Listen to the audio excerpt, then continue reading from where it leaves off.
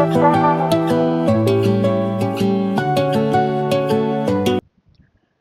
everyone, welcome to VAR Academy. This is Amrita and today we are going to start the second unit of PE1 School Education, Education School and Society. तो उसका पहला unit का question and answer मैंने upload कर दिया था and I will be discussing only the most important question. इस unit में सेकंड हाफ में बहुत सारा मतलब एजुकेशनल थिंकर्स का नाम है जिनका 16 मार्क का क्वेश्चन ईच आता है, तो वो बहुत ही लेंदी हो जाएगा एंड वो मैं कवर नहीं कर पाऊंगी. I will cover all the important questions that I think will be enough. अगर आप पढ़ लोगे अच्छे से तो इनफ हो जाएगा, ठीक है. तो please like share and subscribe, it will help me a lot and it will actually motivate me to do a lot of work. And I am sorry बहुत दिनों से वीडियो नहीं आ रहा था, पर अभी रेगुलर आएगा. So let's get into the video. The first question that we have is that the link between sociology and education. तो पहला क्वेश्चन क्या है, पहला sentence, education does not occur in vacuum, it is embedded within a web of social relationship. तो education vacuum का मतलब क्या होता है, एजुकेशन हमारी दुनिया में खाली एग्जिस्ट नहीं करता, किसी ना किसी चीज़ के साथ वो जुड़ा हुआ होता है. तो वो किसके साथ जुड़ा हुआ है, हमारी सोशल रिलेशनशिप के साथ जुड़ा हुआ है. वेब का मतलब जाला, मतलब it is connected, everything is interconnected. तो हमारा जो सोशल रिलेशनशिप का मतलब क्या होता है, टीचर के स्टूडेंट के साथ रिलेशनशिप होता है, हमारा जो स्टूडेंट्स है उनका एक दूसरे के साथ सोशल रिलेशनशिप होता है, सारे दोस्त होते हैं. फिर हमारा कम्युनिटी के साथ रिलेशनशिप बनता है एज अ स्कूल. फिर उनके टीचर्स का हमारे पेरेंट्स के साथ, मतलब उन बच्चों के पेरेंट्स के साथ होता है कांटेक्ट.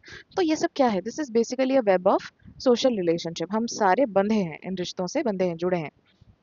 तो इंस्टीट्यूशन, सोशल इंस्टीट्यूशन क्या है, बहुत सारी हमारी अराउंड में जो भी रिलेशनशिप है, they are a sort of institution. और क्या है, हमारे कल्चरल वैल्यू, कल्चरल वैल्यू मतलब हम कौन से सोसाइटी को बिलोंग करते हैं, हमारे यहाँ पे कौन से कल्चर को वैल्यू दिया जाता है, हमारे यहाँ का मतलब हम कैसे रहते हैं, हम कैसे खाते हैं, हम कौन सा लैंग्वेज बोलते हैं, हमारा स्पेशल इवेंट कौन है, वो सारी चीज़ें.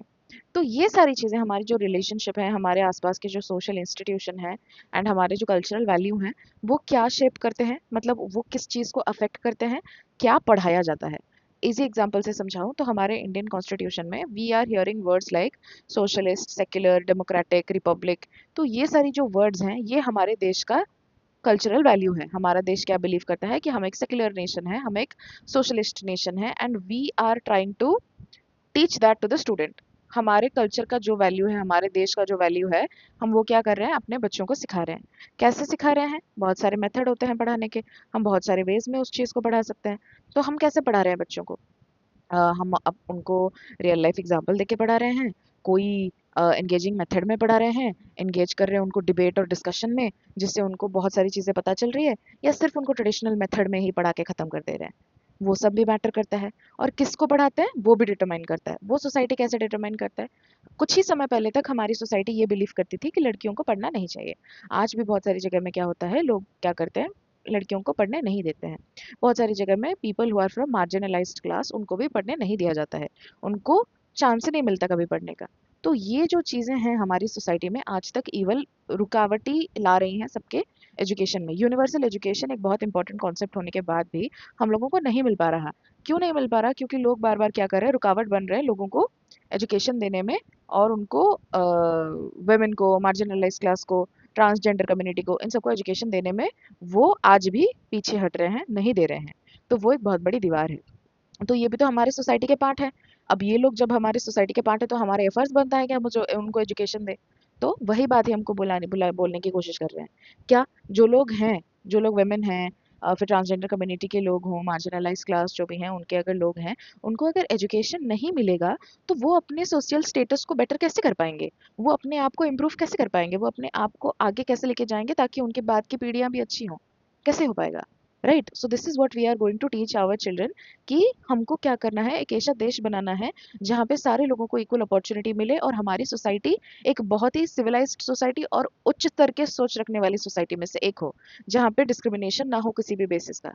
तो पहला लाइन ये बोलता है कि दैट एजुकेशन खाली एग्जिस्ट नहीं करता, हम क्या करते हैं, बहुत सारे रिलेशनशिप को एक साथ लेके बच्चों को पढ़ाते हैं. और एजुकेशन क्या है, एजुकेशन और सोशल रिलेशनशिप बहुत ही मैटर करता है, क्योंकि हमारी सोसाइटी की जो मान्यता होगी, सोसाइटी में जो कल्चर होगा, वो कहीं ना कहीं हमारी थिंकिंग को दर्शाएगा. अगर हमारी थिंकिंग एक अच्छी सोसाइटी को बिलोंग करती है, जो लोगों की इक्वालिटी में बिलीव करते हैं, जो सबको आगे लाने की चिंता करते हैं, तो उसी हिसाब से हमारी बढ़ा मतलब हमारी जो डेवलपमेंट होगी, ग्रोथ होगी हमारे, वो भी एक पॉजिटिव ग्रोथ होगी, हम लोग भी उसी चीज़ को बिलीव करेंगे। लेकिन अगर हम एक ऐसी सोसाइटी में बढ़ेंगे जहाँ पे हमारे लोगों को इक्वल अपॉर्चुनिटी नहीं मिलती, जहाँ पे वुमेन को हर बार डिस्क्रिमिनेट किया जाता है, पेट्रियार्की का उनको सामना करना पड़ता है, जहाँ पे कास्टिस्ट सोसाइटी है, जहाँ पे कास्टिज्म हमेशा लगा रहता है, तो ऐसी सोसाइटी का क्या मतलब फ़ायदा, मतलब क्या फ़र्क पड़ेगा लोगों के ऊपर, नेगेटिव इम्पैक्ट पड़ेगा, राइट? सो वही चीज़ें हमको समझाने के लिए वो हमको क्या सिखा रहे हैं, सोशियोलॉजी ऑफ एजुकेशन, ताकि हम सोसाइटी का समझ रख सके और उसको एजुकेशन में कैसे इम्प्लीमेंट करें वो हमारे दिमाग में आए। वो बहुत ही इंपॉर्टेंट होता है, क्योंकि हमारा जो क्लासरूम होता है वो एक छोटी सोसाइटी होती है, उसमें सारे तरह के लोग हैं, ठीक है? तो जब सारे तरह के लोग हैं तो हमको क्या करना है, उन सबको लेके आगे बढ़ना है। तो हमारा क्या करता है, कल्चर क्या करता है, हमारा जो सोसाइटी है कल्चर है क्या करता है, वो डिटरमाइन करता है कि क्या पढ़ाया जाएगा। फॉर एग्जाम्पल हमारे अगर डिक्टेटर्स होते यहाँ पे हमारे देश में, तो वो क्या करते, बहुत सारी जगहों में आपने देखा होगा लिटरेचर के बहुत सारे बुक्स को बैन कर दिया जाता है। क्यों? क्योंकि उनको लगता है कि दैट अगर लोग पढ़ लिख लेंगे तो उनमें क्रांति आएगी, दे विल क्रिएट रेवोल्यूशन, जो कि गवर्नमेंट के लिए कभी भी अच्छा नहीं होता है। तो वो लोग क्या करते हैं, बहुत सारे इंपॉर्टेंट स्कॉलरली बुक्स को क्या करते हैं, बैन कर देते हैं। जैसे पुराने टाइम में हुआ था, जर्मनी में हुआ था, फ्रांस में हुआ था, इटली में हुआ था, वैसे ही वो डिटरमाइन करते हैं कि क्या पढ़ाया जाता है। अगर आपकी सोसाइटी में अच्छी चीज़ें पढ़ाई जा रही है तो ऑब्वियसली लोग अच्छे ही निकलेंगे। कैसे पढ़ाया जाता है, ऐसे मेथड में पढ़ाया जाए ताकि लोगों को इंटरेस्ट आए, बच्चों को मन हो। और किसको पढ़ाया जाता है वो भी डिटरमाइन करता है। तो हमारा काम क्या है कि हम सबको एजुकेशन प्रोवाइड कर पाए, ये हमारा लक्ष्य होना चाहिए।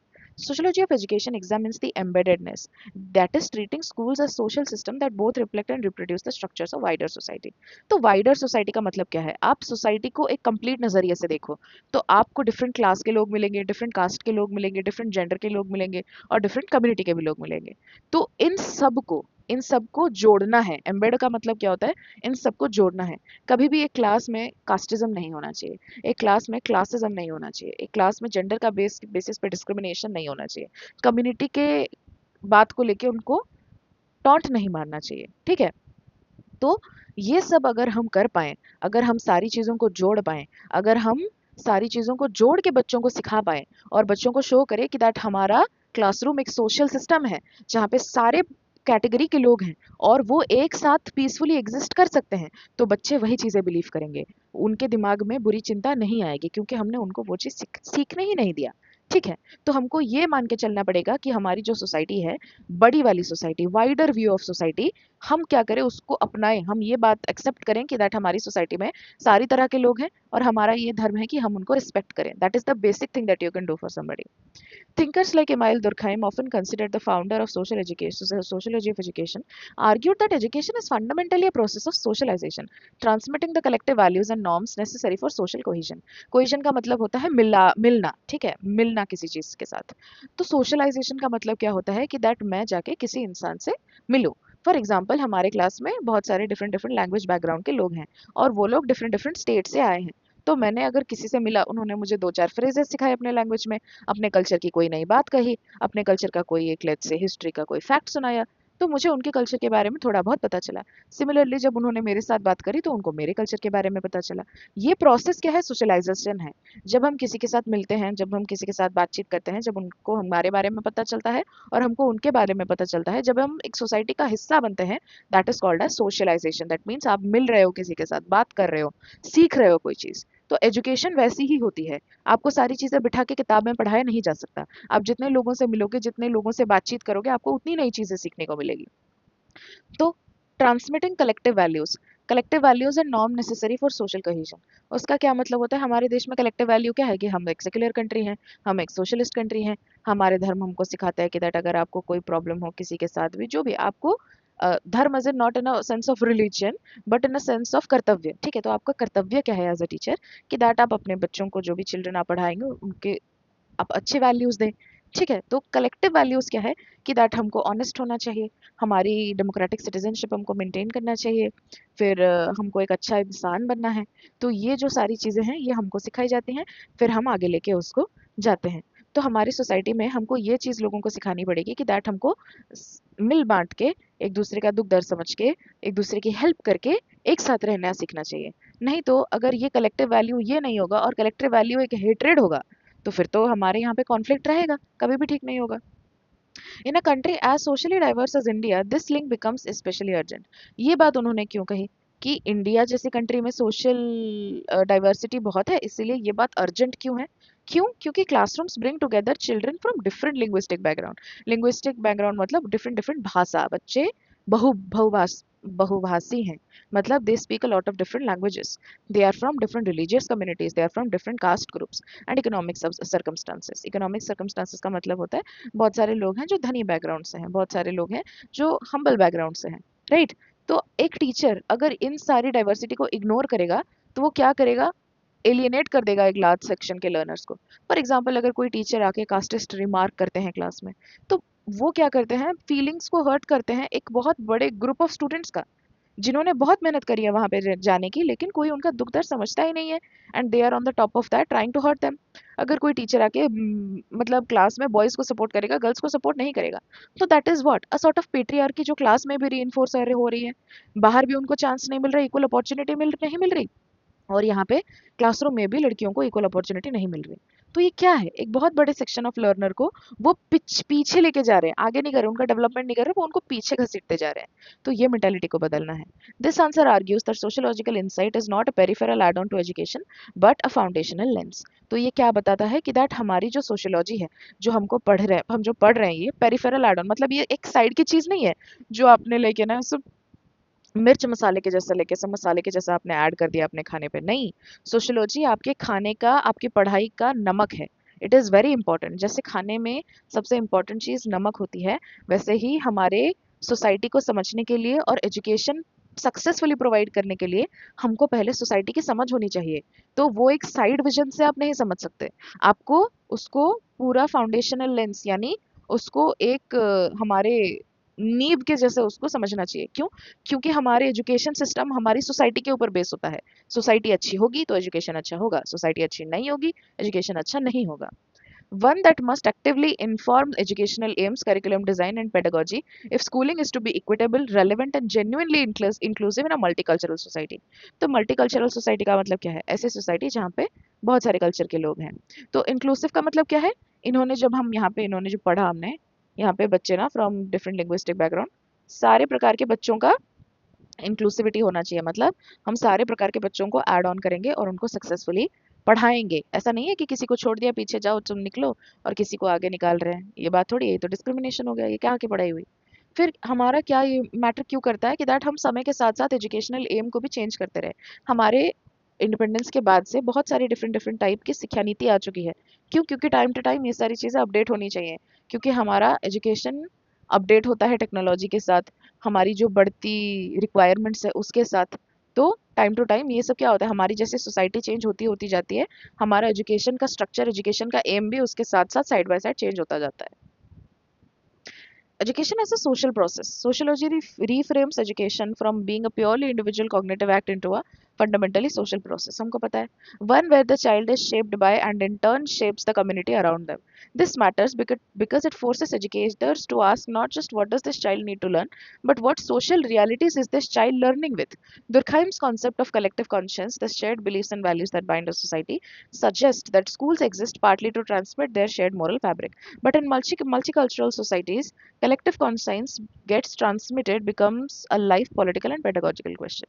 तो ये थोड़ा कॉम्प्लेक्स आपको लग रहा होगा। सिंपली अगर मैं समझाने जाऊँ तो ये बोल रहे हैं कि दैट हम जैसी चीज़ें बच्चे को सिखाएंगे वो अपने आसपास में वही चीज़ें सिखाएगा। ठीक है?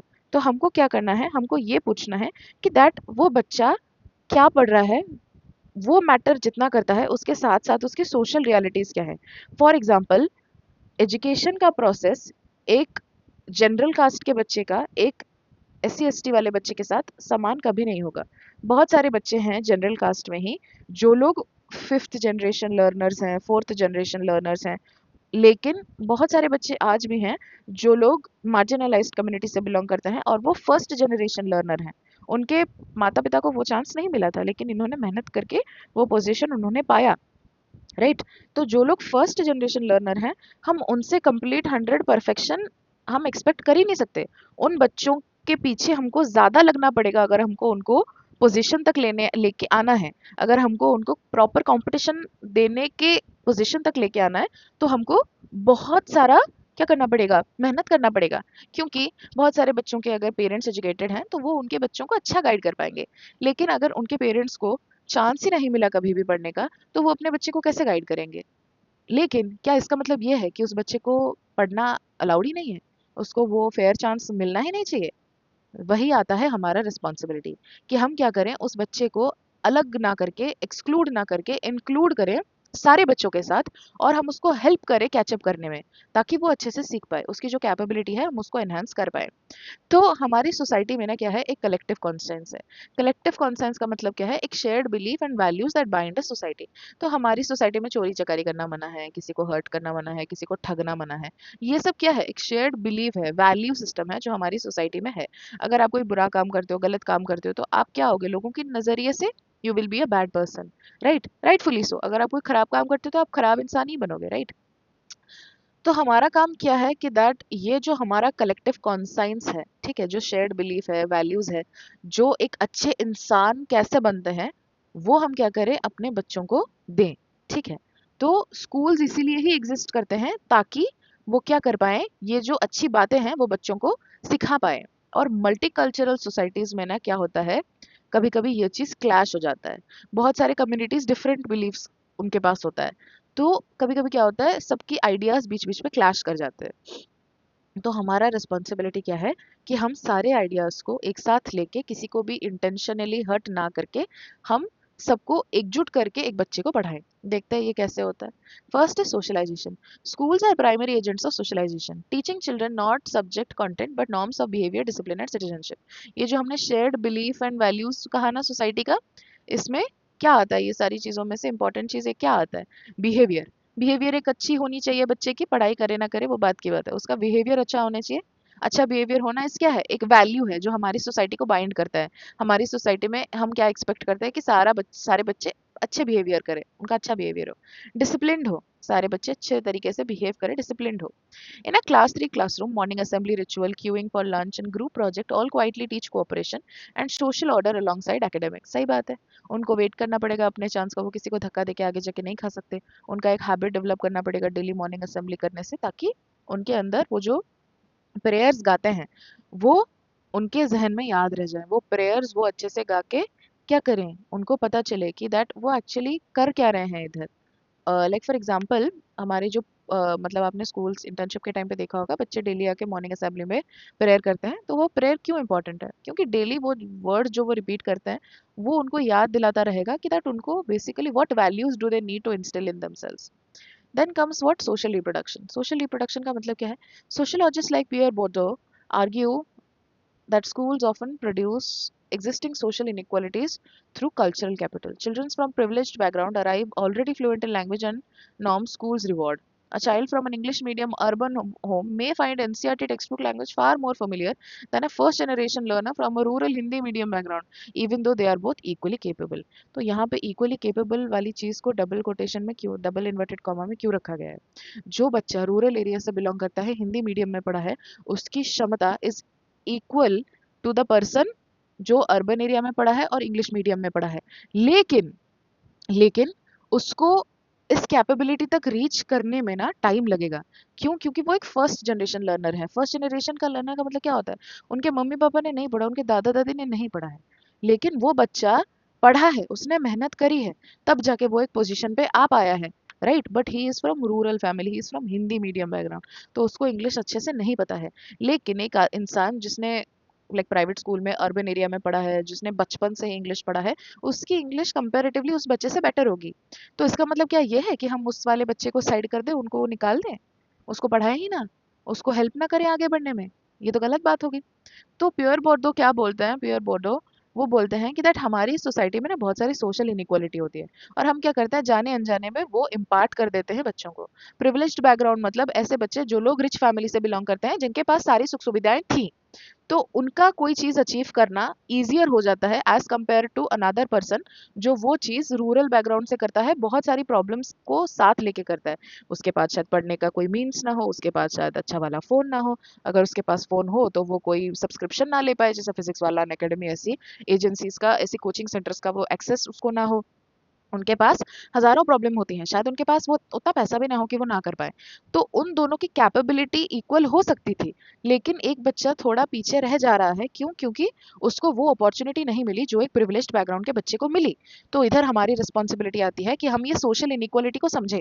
सोशल इनइक्वालिटी यानी हमको ये समझना पड़ेगा कि एक बच्चा प्रिविलेज्ड बैकग्राउंड से है और एक बच्चा हम्बल बैकग्राउंड से है, लेकिन हमको क्या करना है? उन दोनों को मिला के आगे लाना है। तो this is our responsibility, collective responsibility, कि दैट हम उस बच्चे को निचला पिछला ऐसा फील ना कराएं, हम उसको आगे बढ़ने में हेल्प करें। Social mobility, conversely education is also seen as a vehicle of upward mobility, especially for marginalised groups. तो मैं सिंपल एग्जांपल से अगर ये बात बताऊं, तो अपवर्ड मोबिलिटी क्या होती है? सोशल मोबिलिटी का मतलब आप लोअर क्लास से हायर क्लास तक जाते हो, right? Basically if a person, अगर फॉर एग्जांपल कोई मार्जिनलाइज्ड ग्रुप का बच्चा है जिसके फैमिली में किसी ने अच्छे से पढ़ाई नहीं की है, लेकिन उस बच्चे ने मेहनत करके वो एक डॉक्टर बना, और उसने क्या किया? अपना नाम रोशन किया और अपने फैमिली, अपने गांव, सबका नाम रोशन किया।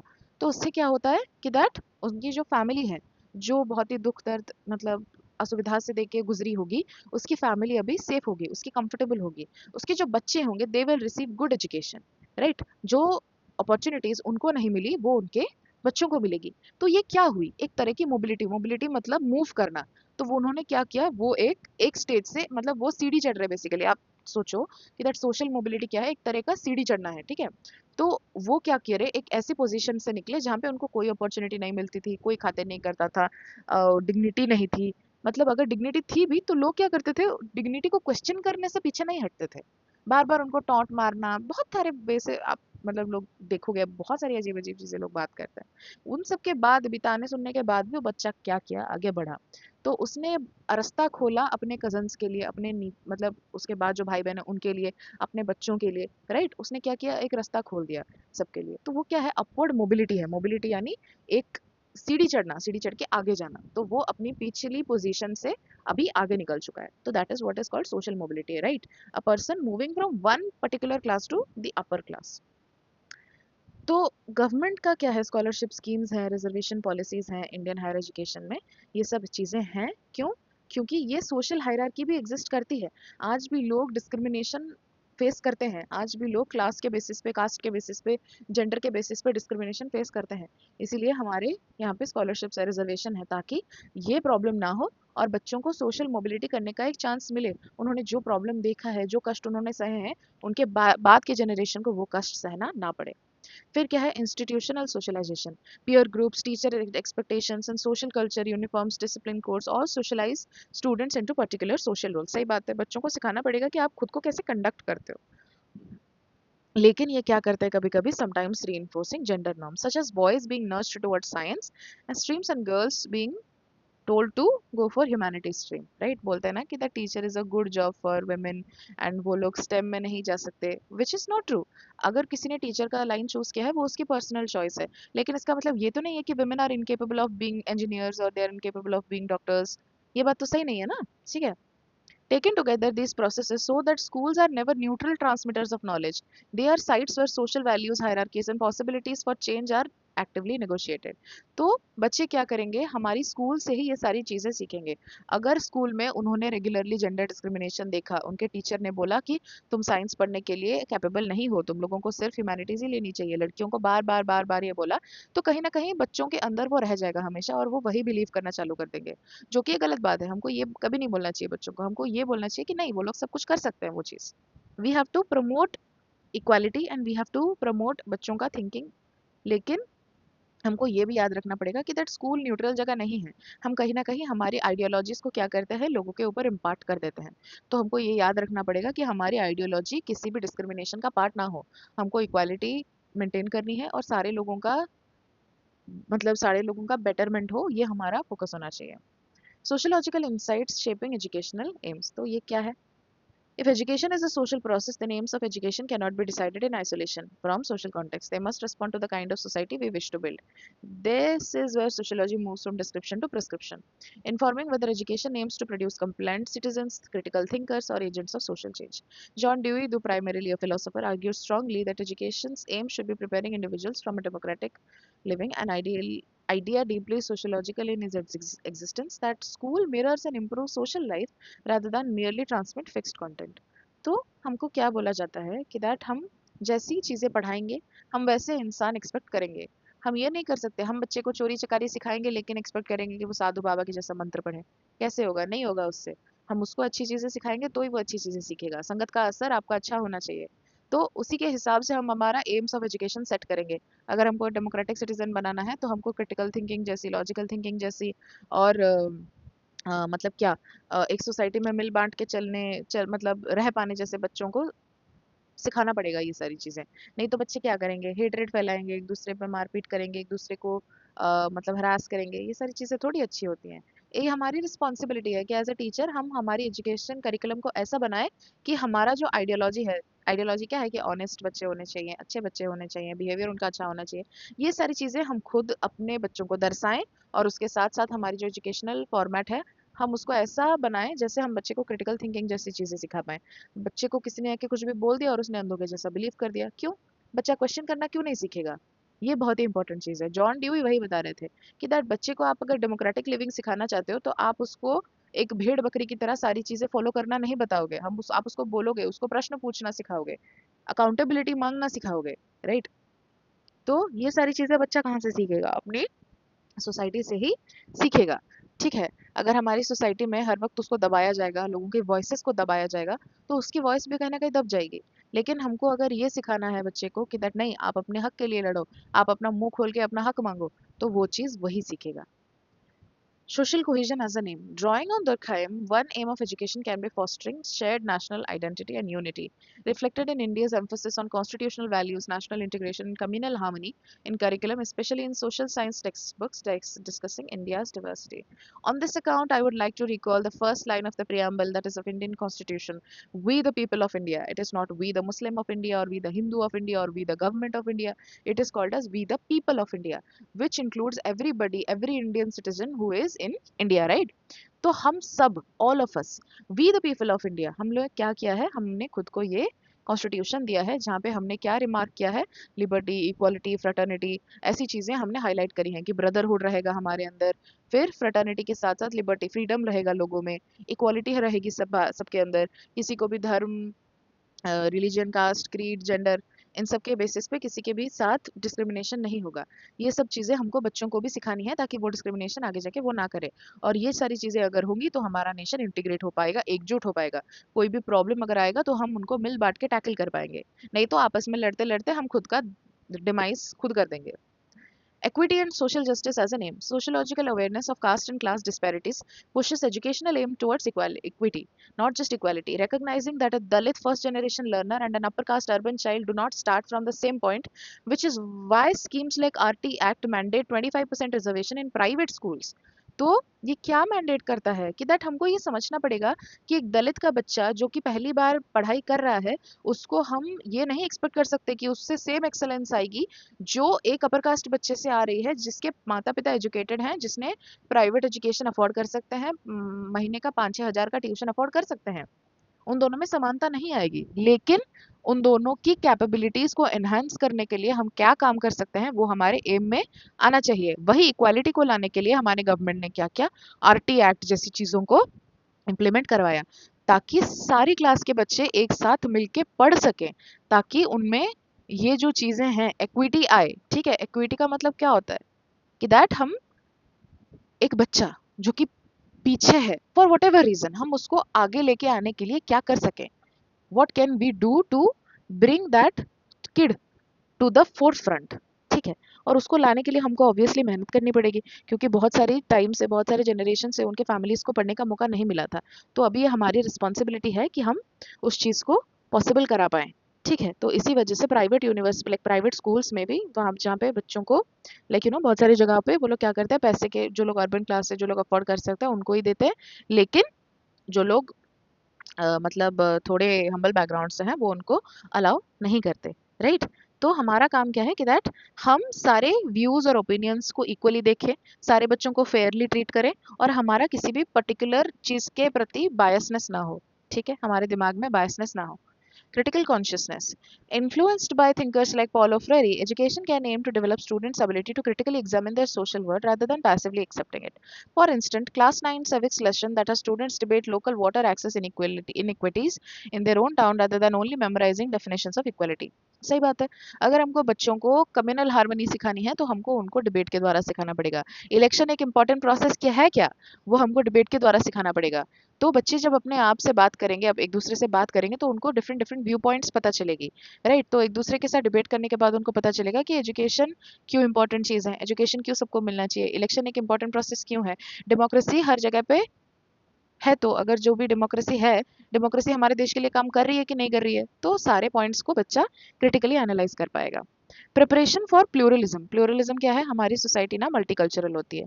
तो अगर हम किसी एक पर्टिकुलर रिलीजन और उसकी सारी चीज़ों को इंपॉर्टेंस दें, तो बाद में क्या होगा, वो बच्चा एक तरफा हो जाएगा, उनकी मेंटालिटी एक तरफा हो जाएगी और बाकी बच्चों को डिस्क्रिमिनेटेड फील होगा, उनको ऐसा फील होगा कि दैट उनकी कल्चर मैटर नहीं करता।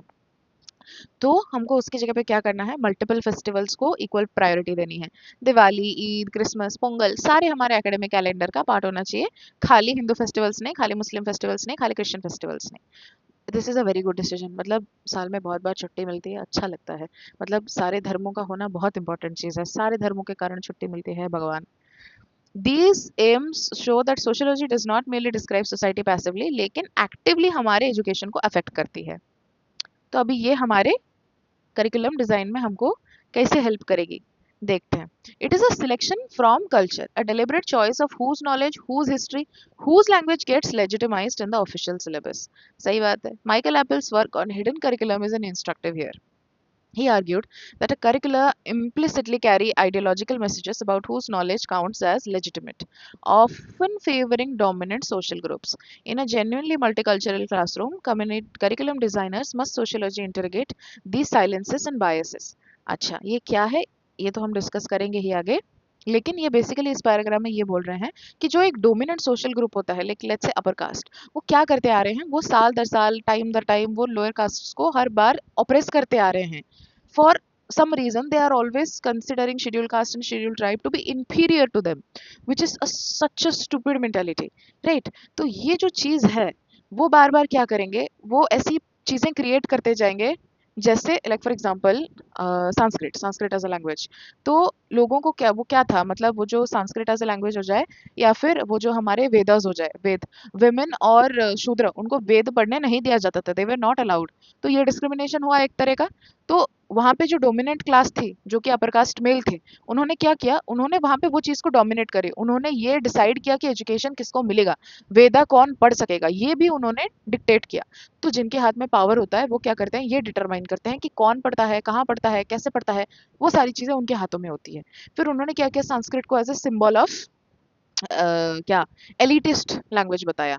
जैसे भगवान को संस्कृत की जरूरत पड़ती है एक इंसान के मन की बात सुनने के लिए, तो इसी बात को बाद में काटा गया, भक्ति सेंट आए ना, भक्ति सेंट ने उन्होंने क्या बोला कि नहीं, भगवान को हम अपने अगर दिल से पुकारेंगे, भजन से पुकारेंगे, जैसे भी हमारा मन हो उससे पुकारेंगे, तो भगवान हमारी बात सुनेंगे। उनको संस्कृत की जरूरत नहीं है, डज नॉट नीड अ ब्राह्मण लाइक पुजारी टू अंडरस्टैंड उनके मन की बात, ठीक है। तो जो लोग कर पा रहे हैं लाके पूजा, जिनके पास साधन है पूजा कर पाने का, जो पैसे अफोर्ड कर सकते हैं, ठीक है, सब नहीं कर सकते। तो सबके ऊपर बाध्य करना कि नहीं, तुमको अगर ये प्रोसेस तुम एक्सेप्ट करते हो तो ही तुम्हारी भगवान की पूजा होती है, नहीं तो नहीं होती, this is a bad thing, right. अगर आपका मन है, आपको अच्छा मन की शांति मिलती है, आप करो लोग लाके। अगर किसी को नहीं मिलती, वो भगवान को सिर्फ जाके बोल सकता है, बोले।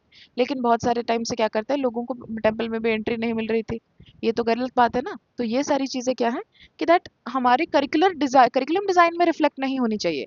डोमिनेंट क्लास को ये सारी जो कास्टिस्ट पेट्रियार्कल चीजें हैं, ये सारी चीजें को ध्यान में रखते हुए एक ऐसा करिकुलम बनाना चाहिए कि कोई भी कास्ट, कोई भी जेंडर, कोई भी रिलीजन पीछा ऐसा फील ना करे कि उनको नीचा दिखाया जा रहा है, कि उनको पिछला बताया जा रहा है, ठीक है। उन सबको साथ में लेके चलना है, सही बात है। Representation and inclusion. Curriculum should reflect diversity of student population rather than a single dominant culture narrative. Recent efforts to include tribal history and regional folk literature alongside mainstream national history in class 6 to 8 books exemplify this correction. सही बात है। हमने क्या किया, बहुत time से हमने tribal history को इग्नोर किया, ट्राइबल लैंग्वेजेस को इग्नोर किया है। लेकिन अगर हम उनको अभी इंपॉर्टेंस दें, उनके लैंग्वेजेस को, उनके कल्चर को इंपॉर्टेंस दें, तो वो भी हमको बहुत सारी चीजें नई नई सीखने को मिलेगी, और उनके लोगों को भी ऐसा लगेगा कि नहीं, फाइनली हमको अलाउ किया जा रहा है उन जगहों पे जाने के लिए जहाँ से हमको एक टाइम पे बेइज्जत करके निकाल दिया गया था। फिर क्या हो रहा है, मल्टीकल्चरल करिकुलम डिजाइन। तो याद रखना है कि रिप्रेजेंटेशन एंड इंक्लूजन बहुत ही इंपॉर्टेंट है। अगर विमेन पढ़ के बहुत सारे अच्छे अच्छे पॉइंट पोजीशन पे जाएंगे तो वो अपने कम्युनिटी को रिप्रेजेंट करेंगे। ट्राइबल लोगों को अगर अपना चांस मिले, लाइक उनको जो इक्वल चांसेस वो डिजर्व करते हैं, अगर उनको वो मिले और वो लाइक बेटर पोजीशंस पे जाएं, तो वो अपनी सोसाइटीज के लिए, अपने कम्युनिटी के लिए एग्जाम्पल क्रिएट कर सकते हैं। आज भी बहुत सारे लोग हैं जहाँ पे गांव में लोग नहीं पढ़ पाते हैं, उनको वो एक्सेस टू एजुकेशन नहीं है, तो उनकी हिस्ट्री बहुत सारे टाइम से निगलेक्ट हुई आ रही है। तो हमारा काम यह है कि हम उनकी हिस्ट्री को भी ऐड करें हमारी हिस्ट्री के साथ, मेन स्ट्रीम हिस्ट्री के साथ, ताकि हमको उनका जो सेक्रीफाइस है वो अनदेखा ना जाए। मल्टीलिंगुअल करिकुलम डिजाइन, तो हमारा 3 लैंग्वेज फार्मूला आया। बहुत बच्चे के फॉर्मेटिव ईयर्स में हमको मदर टंग बेस्ड इंस्ट्रक्शन वो देना चाहिए ताकि वो बच्चा अच्छे से सीख पाए, उसकी क्लैरिटी हो पाए। ठीक है, तो जो बच्चे अनफेमिलियर मीडियम यानी डिसएडवांटेज लिंग्विस्टिक माइनॉरिटीज हैं from start, like in early years, recognizing that forcing a child to learn in an unfamiliar medium disadvantages linguistic minorities from the start. For example, हमारे उड़ीसा के क्लासरूम में सारे बच्चे उड़िया नहीं बोलते, बहुत सारे बच्चों को ट्राइबल लैंग्वेजेस आती हैं। अगर हम उनको फोर्स करेंगे उड़िया में सीखने के लिए तो वो उनका लर्निंग प्रोसेस हैम्पर होगा। सिमिलरली जब बच्चे इंग्लिश के एरिया में आते हैं, लाइक इंग्लिश के एरिया में, sorry, bad way to phrase it, when they come into a class that has all the types of speaker, English बोलते हैं बच्चे, उड़िया बोलते हैं, हिंदी बोलते हैं, सब बोलते हैं, वहाँ पे अगर हम उनको इंग्लिश में ही बात करने को फोर्स करें, उनको कभी पढ़ाया नहीं गया, उन्हें कभी चांस नहीं मिला, वो लैंग्वेज उनके लिए अनफेमिलियर है, उनको नहीं पता है, लेकिन हम उनको जबरदस्ती फोर्स करते हैं कि तुम उसी लैंग्वेज में पढ़ो, उसी लैंग्वेज में रटो, क्या फायदा होगा उसका? वो बच्चा थोड़ा पढ़ेगा, थोड़े दिन याद रखेगा, फिर भूल जाएगा। मीनिंगफुल लर्निंग नहीं होगी उससे, लैंग्वेज को फोर्स करके आप मीनिंगफुल लर्निंग नहीं कर सकते हो। तो वो चीज़ें हमको ध्यान में रखनी पड़ेगी कि हम ऐसी लैंग्वेज का यूज करें जो बच्चा समझ पाए। Hidden curriculum awareness, sociologically shapes belonging, a school that only names Ramesh Sita in math problems, never Aisha or Laling Mavi subtly excludes. तो these are different types of name जो कि add होना चाहिए हमारे बुक्स में। जैसे बच्चों को अपने जैसा भी नाम्स मिले। North eastern is one of the most neglected areas in our country, उनको अनदेखा कर दिया जाता है, लेकिन सबसे ज़्यादा अच्छा एजुकेशन, सबसे ज़्यादा डेमोक्रेटिक वैल्यूज जो हम बच्चों को पढ़ाने बोलते हैं, डेमोक्रेटिक वैल्यूज सबसे ज़्यादा वहाँ पे रिफ्लेक्ट होता है। North east people are amazing, just amazing. तो हमको उनसे बहुत सारी चीज़ें सीखने को मिलती हैं। ठीक है, तो अगर हम ओपन माइंडेड बने और सारे लोगों को इंक्लूड करने की कोशिश करें, तो सारे हॉलीडेज को इंक्लूड करने की कोशिश करें, सारे लोगों को इंक्लूड करने की कोशिश करें, तो बेटर होगा, क्योंकि सबको रिप्रेजेंटेशन मिलेगा, राइट? हम किसी एक चीज़ को फेवर नहीं कर रहे हैं। Gender responsive curriculum, for example sociological critics of gender textbook imagery, mothers cooking, fathers driving. तो ये सब चीज़ें क्या करती है, बच्चों को रीइंफोर्स कराती है वही आइडिया कि मम्मी है तो वो कुकिंग ही करेंगी, फादर है तो ड्राइविंग ही करेंगी। ऐसा तो कुछ नहीं हो सकता। मम्मी मम्मी ड्राइविंग कर सकती हैं, पापा खाना बना सकते हैं। तो हमको ऐसी चीज़ें शो करनी चाहिए जहाँ पे दोनों कर रहे हों, राइट? ऐसी फोटो हम डाल सकते हैं जहाँ पे मम्मी पापा दोनों मिलके खाना बना रहे हो। तो बच्चे क्या सीखेंगे? ये जो जेंडर रोल्स है वो इन्फोर्स नहीं होगा। जेंडर रोल्स मतलब वेमेन को खाना बनाना चाहिए, वेमेन को बच्चों का केयर करना चाहिए, वेमेन को घर पे रहना चाहिए, वेमेन को अपना लाइफ सेक्रीफाइस कर देना चाहिए। These are all gender roles that are created by the society. A woman should not have to choose between her career and her life, personal life. तो वो चूज कर सकती है अपना करियर। तो वो क्या सिखाएगा बच्चों को कि दैट, हाँ, जो बच्चे होंगे, जो लड़कियां होंगी, they will also learn that yes I will somehow become one day successful and I can become successful. तो ये सब इलस्ट्रेशन जो है वो स्टीरियोटाइप्स को अगर री कर रही हैं तो वो गलत बात है। आप उनको देख के उनको चेंज करना बहुत ही इंपॉर्टेंट है। तो even in a well designed inclusive curriculum can fail अगर पेडागोजी सही नहीं है। सही बात है, अगर आपका करिकुलम बहुत ही अच्छे से डिजाइन है लेकिन आप अच्छे से पढ़ा नहीं पा रहे हो, तो वो भी बहुत बड़ा प्रॉब्लम क्रिएट करेगा। तो there is a thing called self fulfilling prophecy. Self fulfilling prophecy का मतलब है क्या होता है कि दैट अगर आप किसी चीज को बिलीव करते हो अपने मन के अंदर, तो आप उसको बार बार रिपीट कर रहे हो। फॉर एग्जाम्पल, आज मेरे साथ कुछ बुरा ना हो, बुरा ना हो, बुरा ना हो, फिर कुछ बुरा हो जाएगा आपके साथ। मुझे पता था कि मेरे साथ कुछ बुरा होगा, That is a self-fulfilling prophecy. You repeated it so much that you believed it internally, and when something happened you instantly blamed उस चीज को कि हाँ ये गलत बात है, मेरे साथ गलत। लाइक फॉर एग्जांपल सुपरस्टिशन वैसी होती हैं, जैसे कि बिल्ली ने रास्ता काट लिया, ठीक है, तो आपको लगे अब एक्सीडेंट होगा, एक्सीडेंट होगा, एक्सीडेंट होगा, आपने रट्टा मारना आपने चालू कर दिया दिमाग में। फिर आगे जाके कुछ होता है, आपका मतलब पैर फिसल जाता है कि कुछ भी आपने देखा नहीं था, you are like you know on your phone और यू आर डिस्ट्रैक्टेड, तो उसकी वजह से आपका पैर फिसल गया। देन अब बिल्ली की गलती है, बिल्ली ने मेरा रास्ता काटा था इसलिए मैं गिर गया, बिल्ली ने रास्ता काटा था इसलिए आप नहीं गिरे, आप ध्यान नहीं दे रहे थे इसलिए आप गिरे। तो वही चीज़ क्या होती है कि दैट टीचर के अंदर की जो होती है ना भड़ास, कभी कभी बच्चों के आगे निकल जाती है।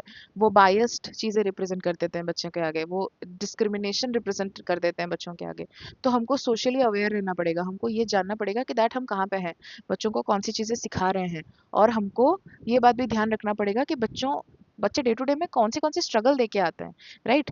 तो हमको क्या करना पड़ेगा कि उन चीज़ों को ध्यान में रख के, उनके मेंटल कंडीशन को ध्यान में रख के पढ़ाना पड़ेगा, क्योंकि किड्स आर वेरी इंप्रेशनेबल, वो छोटी से छोटी चीज़ों को ध्यान करते हैं। तो हमको we have to be on our best behaviour all the time.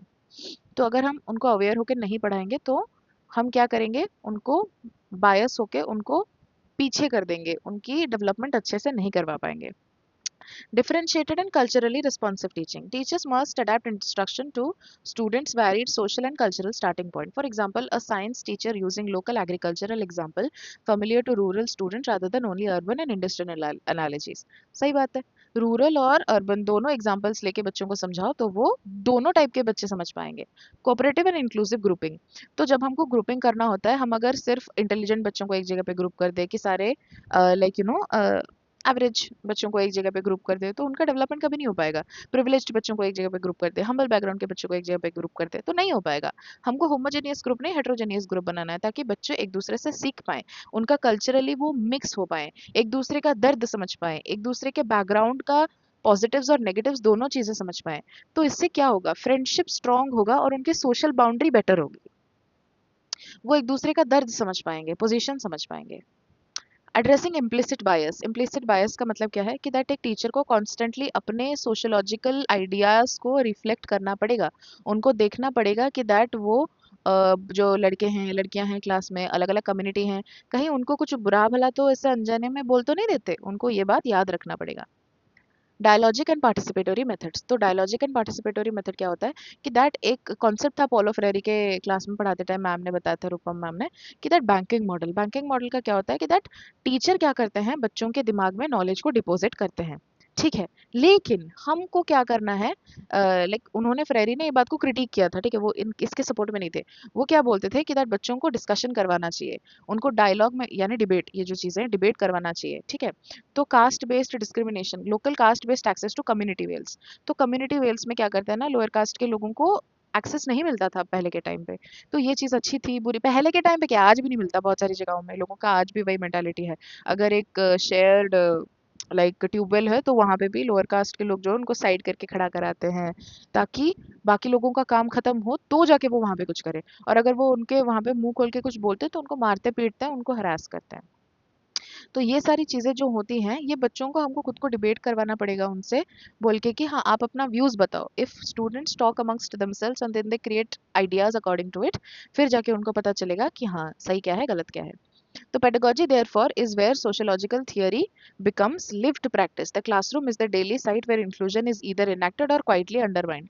सही बात है, इंक्लूजन आइदर होगा या फिर बच्चों का एक्सक्लूजन होगा, हमको इंक्लूड करना है, बच्चों को एक्सक्लूड नहीं करना। तो this is the conclusion that you can read your self. And उसमें आप क्या ऐड कर सकते हो, इसमें it depends on the question, ठीक है। अगर आपको पूछा जाएगा कि करिकुलम डिजाइन कैसी होनी चाहिए, तो आप उस बेसिस पे ऊपर का आंसर लिख सकते हो। आप एक दो एग्जांपल दे सकते हो जहाँ पे करिकुलम का डिजाइन ऐसा हो कि बच्चों को, आप ऐसे वो जो ऊपर के पॉइंट्स है ना आप ऐड कर सकते हो उसमें, कि करिकुलम में हम ऐसे चीजें ऐड करना चाहिए जिसमें सारे लोगों का व्यू पॉइंट ऐड हो रहा हो, वैसी चीजें आप अपने हिसाब से शेप कर सकते हो। खाली एम्स पूछा है तो खाली एम्स लिखना, करिकुलम टीचिंग मेथड सब पूछा है तो सब लिखना, depends on the question. Next आता है तुम्हारा philosophy and education definition and relationship. Every act of teaching, तो वो क्या बोलते हैं कि दैट सारी एक्ट ऑफ टीचिंग क्या होती है हमारे, it is based on what, our philosophy, right. whether consciously or not, on assumption about what knowledge is worth knowing and what kind of person education should produce and what reality and truth ultimately are, and are precisely the questions that philosophy asks to examine. सही बात है. Philosophy derived from the Greek philos, love, and sophia, wisdom, is broadly defined as systematic critical inquiry into fundamental nature of reality, metaphysics, knowledge, epistemology, and value, axiology, including ethics and aesthetics. Education, in turn, is the deliberate process of shaping human capacities and character, but it cannot decide what to shape or how without first answering the philosophical questions. तो ये ऊपर वाला part आपको पता होगा कि that philosophy का मतलब वर्ड जो है वो दोनों पार्ट से आता है. पहला इज ग्रीक वर्ड फिलोस, जिसका मतलब होता है लव, और सोफिया मतलब विजडम. मतलब love for wisdom is philosophy. तो फिलोसफी क्या करता है, इंपॉर्टेंट क्वेश्चन पूछता है कि रियलिटी क्या है, सच्चाई क्या है. हम बच्चों को पढ़ाने से पहले हमको खुद को तो पता होना चाहिए ना कि रियलिटी क्या है, सच्चाई क्या है, और हम कैसे मेथड में बच्चे को पढ़ाएंगे वो हमारी स्कूल्स ऑफ फिलोसफी डिसाइड करती हैं. हमारी कैसी चिंता है वो डिटरमाइन करता है कि हम बच्चों को कैसे पढ़ाएंगे, राइट. तो फिलोसफी का ब्रॉडली कितना पार्ट होता है. Fundamental nature of reality, that is metaphysics. Meta का मतलब होता है बियॉन्ड. तो beyond physics, right, there are a lot of abstract concepts जो हमको फिलोसफी पूछता है. Philosophy is not the kind of subject that has ऐसा कॉन्क्रीट चीजें जिसे आप टच करके समझ सकते हो, राइट. हिस्ट्री में आप आर्टिफैक्ट देख के समझ सकते हो, लेकिन फिलोसफी में आप किसको देख के समझोगे. दिमाग का खेल है, एब्स्ट्रैक्ट कॉन्सेप्ट्स आपको समझने पड़ेंगे. नॉलेज, एपिस्टीमियोलॉजी. तो नॉलेज मतलब क्या, नॉलेज किसके बारे में, सच्चाई के बारे में. सच क्या है, ये जो चीज है जिसको हम सच मान रहे हैं, क्या वो सच में सच है.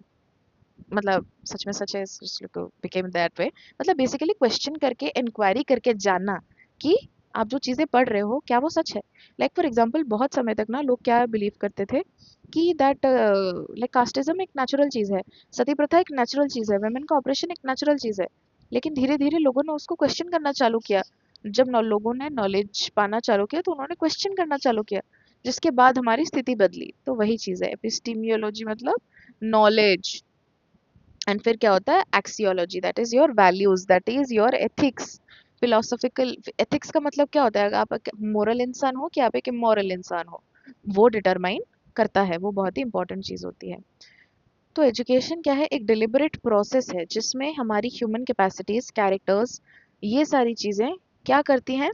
Education in turn is the deliberate process, मतलब जानबूझ के जो चीज किया जाए, of shaping human capacities and character. लेकिन it cannot decide what to shape and how to shape without first answering philosophical question. तो अगर आपको पता ही नहीं होगा कि आप क्या मेंटालिटी को ठीक कर रहे हो, या फिर आप कौन सी मेंटालिटी को इम्पार्ट कर रहे हो, अगर आपको सच्चाई पता ही नहीं है, तो आप लोगों तक सच्चाई कैसे लेके जाओगे.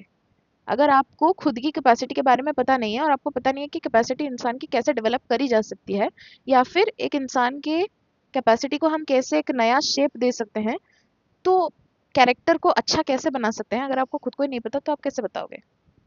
As John Dewey argued, philosophy is in fact the general theory of education, meaning education is philosophy put into practice. In a diverse classroom, this relationship matters immensely.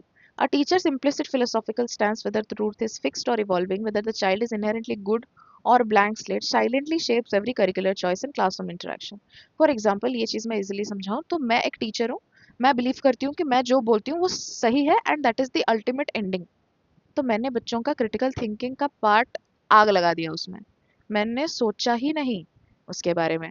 मैं आई, मैंने अपना खुद का पढ़ाया, बच्चों को बोला एग्जाम में मैंने जो आंसर बोला है वही लिखना, अगर तुम कुछ अलग लिखोगे तो मैं उसका मार्क काट के उड़ा दूंगी. And then I went back. मैंने क्या किया अपना टीचर होने का काम, मैंने तो वही गंदी फिलॉसफी बच्चों को सिखा दी.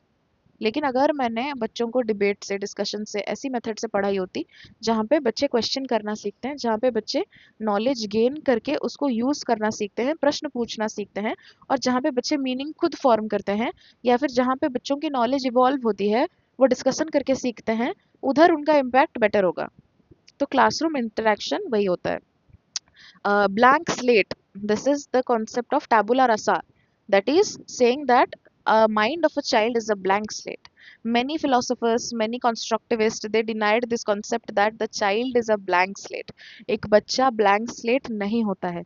एक बच्चा blank slate क्यों नहीं होता, क्योंकि उसके दिमाग में पहले से कुछ ना कुछ होता है, आप उसके ऊपर बिल्ड करते हो. बच्चे का प्रीवियस एक्सपीरियंस, प्रीवियस नॉलेज होता है, आप उसके ऊपर बिल्ड करते हो.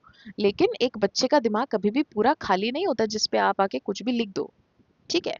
तो दीज आर द थिंग्स। मेरी फिलॉसफी जैसी होगी मैं बच्चों को वैसे पढ़ाऊंगी। अगर मुझे नेचर में पढ़ाना पसंद है तो बच्चों बच्चों को नेचर में पढ़ाऊंगी। अगर मुझे क्लासरूम डिबेट डिस्कशन से पढ़ाना है तो मैं वैसे पढ़ाऊंगी।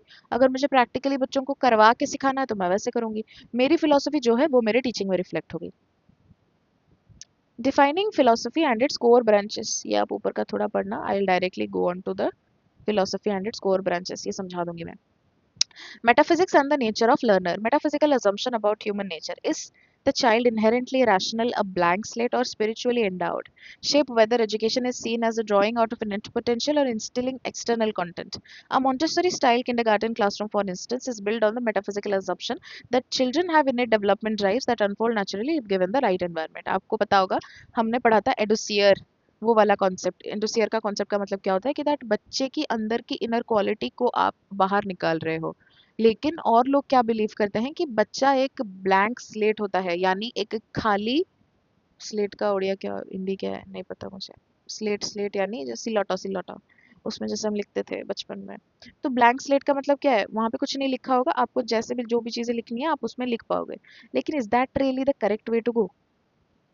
पता नहीं, that is up for debate. वही बात वहां पे डिबेट हो रही है। तो मेटाफिजिक्स का मतलब क्या होता है, बियॉन्ड फिजिक्स। और nature of the learner, nature of the learner का मतलब क्या होता है कि दैट एक्सक्यूज मी, हम यहाँ पे क्वेश्चन पूछ रहे हैं कि दैट बच्चे को सच में कुछ पता होता है या बच्चा सच में कुछ भी नहीं पता होता, उसको हम सभी सिखाते हैं। ये सारी चीजें हमारी डिटरमाइन करेंगी हम बच्चे को कैसे एनवायरनमेंट में पढ़ाते हैं। जैसे मॉन्टेसोरी स्टाइल का किंडरगार्टन क्या करता है, वो डिटरमाइन करता है कि बच्चे को अंदर कैपेबिलिटी होती है, अगर हम बच्चे को मौका दे उस कैपेबिलिटी को एनहांस करने का, तो वो उसके अंदर की छुपी हुई अच्छी अच्छी क्वालिटीज बाहर आएंगी, हिडन टैलेंट बाहर आएगा। Epistemology and methods of knowing. Epistemological questions about whether knowledge comes through reason, sensory experience, or social construction directly shape teaching method. A science teacher who believes knowledge is based gained through direct sensory experience will favor hands-on experiments in the class 8 chemistry lab over textbook lecture. तो एपिस्टिमोलॉजी का मतलब क्या होता है कि that knowledge कहाँ से आता है, ठीक है। नॉलेज कैसे आपका फॉर्म होता है, तर्क से फॉर्म होता है, ये देख के फॉर्म होता है, या सोसाइटी आपको देती है नॉलेज, वो डिटरमाइन करता है। मेथड ऑफ नोइंग, तो कैसे आपको कोई चीज़ पता चलती है। जैसे कि एक साइंस टीचर को अगर उनको लगता है कि बच्चे देख के ज़्यादा अच्छा समझते हैं, वो अपने क्लास में बार बार साइंस एक्सपेरिमेंट्स करते रहेंगे जैसे बच्चे को अच्छे से समझ आ सके। Axiology and values education. Value education का मतलब क्या है, हमको मोरालिटी और अच्छे वैल्यू बच्चे को देना पड़ेगा। और वो हम को करिकुलर एक्टिविटी, एथिक्स प्रोग्राम, ऐसे बच्चों का होता है ना, मोरल एजुकेशन, मोरल साइंस पढ़ाते हैं बच्चों को, जहाँ पे स्टोरीज होती है डिफरेंट डिफरेंट, जहाँ पे क्या है, एक बच्चे ने कुछ चीज़ किया, उसने सही किया या गलत किया, क्लास में तर्क होता है उसके ऊपर। तो बच्चे क्या करते हैं, अपना वैल्यूज वहाँ पे वो प्रेजेंट करते हैं। तो अगर कोई बच्चा अच्छा ऑनेस्टी वगैरह वो सीखने की जो कोशिश कर रहा है, आप उसको स्टोरी के माध्यम से सिखा सकते हो। बहुत सारे मेथड है, आपकी मर्जी, आप बहुत सारे वेज में सिखा सकते हो। Story is just one of the ways. तो मेटाफिजिक्स का मतलब क्या होता है कि नेचर ऑफ द लर्नर, कि बच्चे का स्थिति क्या है, वो खुद से सीखेगा या पूरा ब्लैंक स्लेट होता है हमको सिखाना पड़ता है, कि क्या। एपिस्टिमोलॉजी होता है कि कैसे सीखेगा। एंड एक्सियोलॉजी का मतलब होता है कि value and education. Logic as a method, तो philosophy is tool of logic की study of valid reasoning.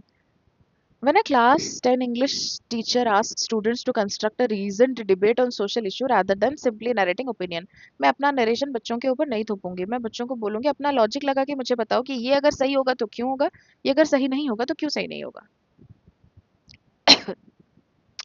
The reciprocal relationship between philosophy and education, तो फिलोसफी और एजुकेशन एक रेसिप्रोकल रिलेशनशिप में एग्जिस्ट करते हैं। उसका मतलब क्या होता है कि फिलोसफी अपनी प्रिंसिपल देती है, एम्स देती है, वैल्यूज देती है, और एजुकेशन क्या करता है, उसको प्रैक्टिकली इम्प्लीमेंट करता है। और वो जो फिलोसॉफिकल आइडिया होता है वो पढ़ाई के वेज से टेस्ट करता है, अप्लाई करता है, रिफाइन करता है।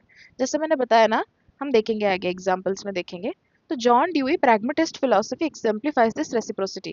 He did not merely theorize about knowledge in abstract but built his philosophy through direct educational experimentation. तो प्रैग्मेटिज्म का मतलब क्या होता है, प्रैक्टिकलिटी। बच्चे प्रैक्टिकलिटी से सीखेंगे। अगर मैं उस चीज उस फिलोसफी में डेवलप करती हूँ तो मैं उसको अपने एजुकेशन के तरीके, पढ़ाने के तरीके में लेके आऊंगी। मतलब मैं बच्चों को आके सिर्फ ओपिनियन दे के नहीं पढ़ाऊंगी, मैं बच्चों को वो चीज़ें करना सिखाऊंगी, वो चीज़ें मेंटली लाइक उनको प्रैक्टिकली करके दिखाऊंगी सो दैट वो बच्चे अच्छे से समझ पाए। एक्सपेरिमेंटेशन मैं खुद करूंगी बच्चों के साथ, तो बच्चे एक्सपीरियंस से सीखेंगे और इंक्वायर करके सीखेंगे। हिस्ट्री पढ़ानी है, म्यूजियम में ले गए, म्यूजियम में उनको बहुत सारी चीज़ें दिखाई, तो उस चीज़ से उन्होंने समझा, उस चीज़ से उन्होंने लाइक दे अंडरस्टूड कॉन्सेप्ट्स उस चीज़ से, राइट। सो मेरी जो फिलॉसफी है वो मेरे पढ़ाने के तरीके में शो होगी। तो एजुकेशन और उनका रेसिप्रोकल रिलेशनशिप क्यों है? फिलॉसफी आइडिया लाता है और एजुकेशन उन आइडियाज़ को अपने पढ़ाई में कैसे अपने टीचिंग मेथड में इम्प्लीमेंट करता है। Philosophy provides aim, every educational aim, सारा एजुकेशनल एम क्या होता है, लाइक जैसे आइडियलिज्म हो गया और प्रैग्मेटिज्म हो गया, ये सारी क्या है, एक एक तरह की फिलोसॉफिकल चॉइस है जिससे एक इंसान को कैसा बनना चाहिए एंड किस तरीके से वो बनेगा, like how a person will be taught, वो डिटरमाइन किया जाता है, right. Every educational aim whether producing a rational being और a socially effective citizen is fundamentally a philosophical choice but about what a human being ought to become, not a scientific fact to be discovered। तो बच्चे को हम जैसी तरह से पढ़ाएंगे वो वैसा बच्चा बनेगा। रैशनल बीइंग मतलब आइडियलिज्म, अगर हम उनको आइडियल इंसान, आइडियल सिटीजन बनने में उसको हेल्प करेंगे तो वो एक रैशनल बीइंग बनेगा। और अगर हम उसको प्रैक्टिकलिटी सिखाएंगे तो वो सोशली इफेक्टिव सिटीजन बनेगा। दोनों मेथड में से कोई भी सही या गलत, अच्छा या बुरा नहीं होता।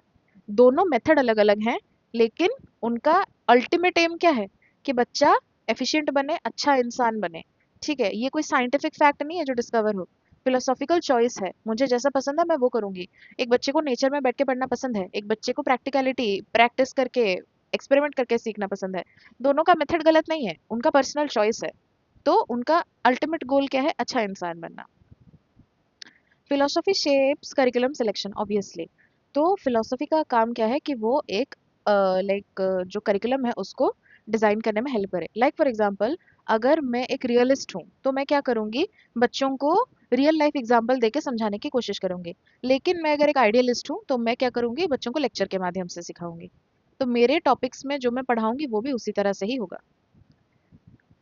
Philosophy informs teaching method. Existentialist philosophy emphasis on individual freedom and authentic choice. For example, a class 9 art teacher letting students choose their own theme for a term project rather than assigning a fixed topic. मैंने बच्चों को अपने individuality, individual freedom, यानी उन बच्चों को मैंने chance दिया कि चलो आप अपने हिसाब से चूज करो, आपको जो करना है पसंद है आप करो। Like for example, English class में I did not assign them one ऐसे, मैंने उनको बोला तुमको जो ऐसे का टॉपिक पसंद है आप उस पर लिख के लाओ। तो बच्चों ने अपने हिसाब से टॉपिक चूज किया, तो उनको इंटरेस्ट आया, वो चीज़ पढ़ने में इंटरेस्ट आया, करने में इंटरेस्ट आया। तो मेरे टीचिंग मेथड में भी अफेक्ट करेगा कौन? Philosophy. Education tests and refines philosophy. तो क्लास 5 के करिकुलम में अगर टीचर लोगों को, जो भी टीचर्स हैं, for instance forces educators to philosophically reconsider assumption about single correct medium of instruction. Like for example, अगर मैं बच्चे बताऊं कि दैट इंग्लिश में पढ़ाना is the only correct way, right, English में पढ़ाना is the only correct way, ये गलत बात होगी। It may not be same for everybody, right. Linguistically diverse जब एक ग्रुप होता है तो बच्चे बहुत सारे डिफरेंट लैंग्वेजेस से होता है, तो हमारा ध्यान सब पे होना चाहिए। ऐसा नहीं है कि मैं किसी एक ही चीज को पढ़ाऊँ, एक ही इंसान को पढ़ाऊँ, right. Even if I want everybody to be a part of the classroom discussion, it is my responsibility to include everybody. Conversely classroom practices generates new philosophical question. जैसे कि कौन से क्वेश्चन आते हैं कि practical difficulty of teaching a linguistically diverse classroom. लेकिन ये जो चीज़ है, मुझे इंक्लूड तो करना है सबको, ठीक है, दिस इज माय आइडियोलॉजी कि हाँ मुझे सबको इंक्लूड करना है। कैसे? वो प्रॉब्लम मैं कैसे टैकल करूंगी, वो बात मुझे अपने फिलोसॉफी को रिकंसिडर करने के लिए फोर्स करेगा कि एक पर्टिकुलर मीडियम से तो मैं कभी पढ़ा नहीं पाऊंगी, वो तो गलत हो जाएगा। तो मैं कैसे ऐड कर पाऊँ जैसे कि सारे बच्चे सीख पाए। Philosophy education in sociological dimension in multicultural classroom, ये एक बहुत इंपॉर्टेंट चीज़ है। क्या है? Philosophical bias for philosophical basis for equity. The philosophical concept of justice is fairness associated with John Rawls provides a rationale for policies like reserved seat and disadvantaged group, arguing that fairness sometimes requires unequal treatment to offset unequal starting points, directly reinforcing in RT's act of 25% reservation, right. तो ये क्या चीज़ है कि that ये जो आपने ये बोला अनइक्वल स्टार्टिंग पॉइंट से अनइक्वल ट्रीटमेंट, लोगों को लगता है कि दैट ये जो रिजर्वेशन है this is unequal treatment.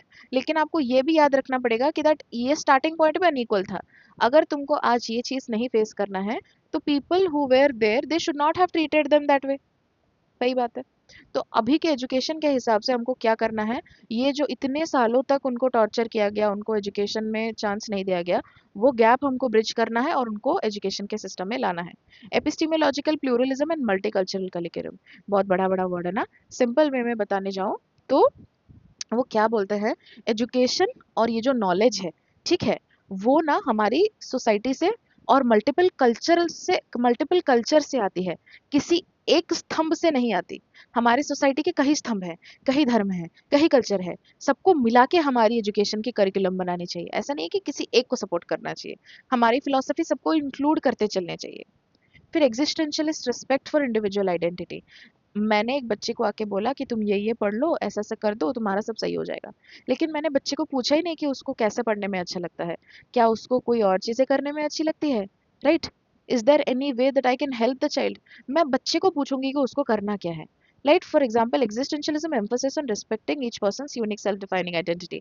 Philosophically grounds a teacher's effort to honor a transgender or minority community students' chosen name and pronouns in daily classroom interaction rather than imposing uniform categories. तो transgender community के जो लोग हैं उनके पास opportunity है कि वो अपना प्रोनाउन चूज कर सके।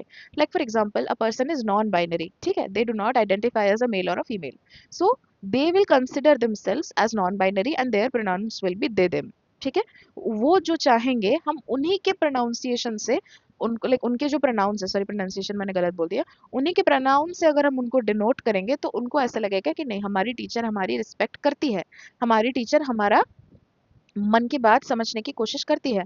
हमको बच्चों को पूछना पड़ेगा, बच्चों को याद रखना पड़ेगा कि हमने जो बोल दिया वो काफ़ी नहीं है। उनको पूछना पड़ेगा उनकी मर्ज़ी है या नहीं है। इट इज़ इम्पोर्टेंट, नहीं तो एजुकेशन इफेक्टिव नहीं होगी। उनको कंफर्टेबल फील करना होगा। हमारे साथ ट्रांसजेंडर कम्युनिटी के जो बच्चे हैं, उनको बहुत ऑपरेशन फेस करना पड़ता है। तो वो अपने आप को एक जगह पे सेफ फील करवा पाए, ये बहुत ही रेयर केस में होगा। तो आपको मेहनत करनी पड़ेगी उतनी कि वो बच्चा अपने आप को उतना वहाँ पे सेफ फील करा सके। तो आपको अपने हिसाब से जो बन पड़ता है आपको करना पड़ेगा, अगर आपको एक बच्चे को कंफर्टेबल फील कराना है तो। Tension between universalism and pluralism, तो एक जेन्युइन फिलोसॉफिकल प्रॉब्लम इधर आता है। क्या? Universalist philosophy like classical idealism assumed shared timeless truth and values for all students, where pluralist modern philosophy argue truth and values are culturally relative. A teacher must navigate this tension practically. अच्छा, तो एक simple example से समझते हैं। Class में उन्होंने बोला कि दैट आपको मतलब बड़ों का रिस्पेक्ट करना चाहिए, ठीक है। तो क्या इसका मतलब ये है कि अगर आपको कोई डिसरिस्पेक्ट करे, बुरा भला बोले, आपकी डिग्निटी को हैम्पर करे, तब भी आप उनकी रिस्पेक्ट करो? नहीं। तो यूनिवर्सल ट्रूथ क्या है? For example, religion is for everyone. Religion बहुत ही अच्छी चीज होती है, रिलीजियन इज फॉर एवरीवन, ये एक यूनिवर्सल ट्रूथ है। मैं बोलूंगी कि दैट वेमेन को आगे नहीं बढ़ना, वेमेन को घर में रहना चाहिए, वेमेन को हाउस वाइफ बनना चाहिए। Obviously, these terms are not relevant anymore. You should never call somebody housewife. What you should call is a homemaker. These are the words that are very important. Like हमने ऊपर discuss किया था कि that आपको पूछना चाहिए कि वो कैसे आइडेंटिफाई कर रहा है। This home like a housewife is a very sexist remark. तो क्या बात हुई इधर, इज दैट कि यूनिवर्सलिस्ट फिलोसफी का मतलब क्या होता है? ऐसी चीज़ें जो यूनिवर्सल इन नेचर हो। लाइक फॉर एग्जांपल, मैं बोलूँगी धर्म सबके लिए सही है, धर्म को सबको मानना चाहिए, बच्चों को धर्म के बारे में सिखाओ। तो ये जो चीज़ है, ये बहुत सारे लोगों के लिए ठीक है। हाँ, many people like it, many people like their gods, वो पसंद करते हैं उनको, ये एक बहुत अच्छी बात है। लेकिन अगर कोई एथीस्ट है, अगर कि कोई भरोसा नहीं करता है भगवान पे, हम उसके ऊपर भरोसा उसको फोर्स नहीं कर सकते। We can not force that, right? अगर कोई बोलेगा कि that I am an atheist and I don't believe in God exist, please show me where God exist, वो आप नहीं कर पाओगे। अगर उसको वो चीज़ समझना नहीं है, अगर वो चीज़ उसको एक्सेप्ट वो करना नहीं चाहता, तो आप उसको नहीं फोर्स कर पाओगे, राइट? तो बहुत सारी चीज़ें होती हैं जो कि एब्सोल्यूट ट्रुथ नहीं होती, वो एवर चेंजिंग है। सिमिलरली और क्या यूनिवर्सलिस्ट फिलोसफी हो सकती है? फॉर एग्जाम्पल, अगर मैं बोलूँगी कि कैपिटलिज्म एज अ चीज़ सबके लिए अच्छी है, वो मेरी यूनिवर्सल फिलोसफी है, क्योंकि कैपिटलिज्म से आपको प्रॉफिट मिलता है। लेकिन बहुत सारे लोगों के लिए कैपिटलिज्म सही नहीं है, उनकी day to day life hamper हो रही है, उनका बिजनेस हैम्पर हो रहा है, वो सारी चीज़ें हैम्पर हो रही है कि नहीं हो रही है? तो यूनिवर्सलिस्ट फिलोसफी का मतलब होता है ऐसी फिलोसफी जो बिलीव करता है कि सारे लोगों का सच एक ही है। जैसे यूरोपियंस बिलीव करते थे कि Arabic people, Asian people were backward, they were uncivilized, but were we uncivilized? That was not the truth, but that is what they believed. तो यूनिवर्सलिस्ट फिलोसफी का मतलब ऐसी फिलोसफी होती है जो सोचती है कि सारी चीज़ें सारे लोग एक ही तरह से सोचते हैं और एक ही तरह से उनकी आइडियोलॉजी होती है। लेकिन प्लूरलिस्ट और पोस्ट मॉडर्न फिलोसफी का मतलब क्या होता है? जो पर्सनल ओपिनियन रखने का चांस देती है, जैसे कि रिलीजन। तो बहुत लोग होते हैं कि वो फिर स्पिरिचुअलिटी पे बिलीव करते हैं। बहुत लोगों का अपने अपने तरीके से रिलीजन फॉलो करने का चांस होता है, they want to follow religion in their own way. बहुत सारे लोगों को रिलीजन फॉलो नहीं करना होता है। तो ये सारी क्या है, प्लूरलिस्टिक फिलोसफी है। यानी एक इंसान अपने हिसाब से उस चीज को डिसाइड करेगा, अपने हिसाब से नरेट करेगा। प्लूरलिस्ट मतलब बहुत सारी फिलोसफी हो सकती है, और personal philosophy, they argue truth and values that are culturally relative. Like for example, वो एक टाइम पे बिलीव करते थे कि सती प्रथा इज वेरी गुड, सती प्रथा इज नाइस, सती प्रथा is amazing, it should be everywhere. But बाद में क्या पता चला कि नहीं, ये बात सही नहीं है, it is not good. Question किया गया कि नहीं। तो मॉडर्न टाइम्स में जब हम एंटर करते हैं तो हमारे बहुत सारे टाइप के आइडियोलॉजीज, बहुत सारे टाइप के वेराइटीज के ओपिनियंस आते हैं, राइट। तो वही बात है। Respect for elders should be taught as a universal value or presented as one cultural perspective among several in class 7 moral science lesson। तो डिसाइडिंग वेदर ये बोल रहे हैं कि करना चाहिए कि नहीं।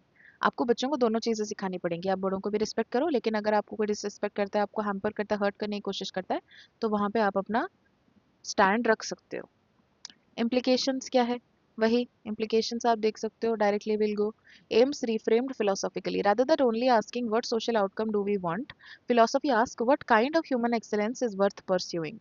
For instance, whether the aim of moral education is cultivating virtue or fostering autonomous critical judgment is ये। तो ऑटोनोमस क्रिटिकल जजमेंट क्या, आपकी क्षमता होनी चाहिए कि आप एक चीज के ऊपर अपना ओपिनियन रख सको। और कल्टिवेटिंग वर्च्यू क्या मतलब, क्या होता है वर्च्यू, मतलब आप अच्छी अच्छी क्वालिटीज अपने आप में डेवलप कर सको।